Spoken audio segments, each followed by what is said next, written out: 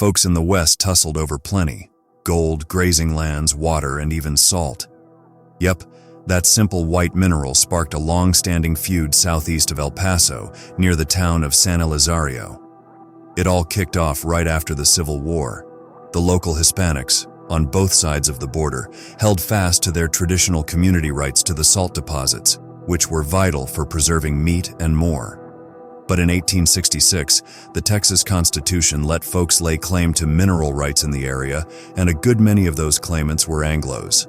The struggle was on, with a mix of racial, ethnic, and national tensions boiling over. By 1877, a Virginia man named Charles Howard staked a claim to the Salt Lakes on behalf of his father-in-law.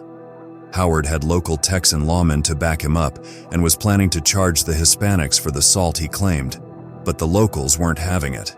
In October 1877, a few hundred Hispanics took Howard hostage, holding him for 3 days.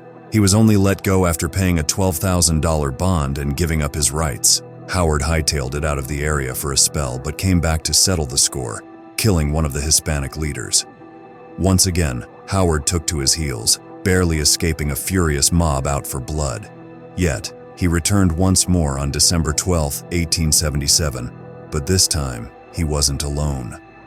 Lieutenant John Taze and a 20-man squad of Texas Rangers were by his side, tasked with protecting Howard and his claim to the salt. They were riding straight into a hornet's nest. Out of the roughly 5,000 folks living in the San Elizario area, only about 100 were Anglos. The Hispanics held sway over the region, except for the local government offices, and had a much larger force, especially in numbers. The Rangers were a fresh bunch, hardly trained and lacking any real unity. When Howard and the lawmen rode into San Elizario, they were met by a powerful force of armed Hispanics. Seeing they were outgunned, the group holed up in the town church. After a 2-day standoff, Taze surrendered, marking the only time in Ranger history a unit gave in to an opposing force.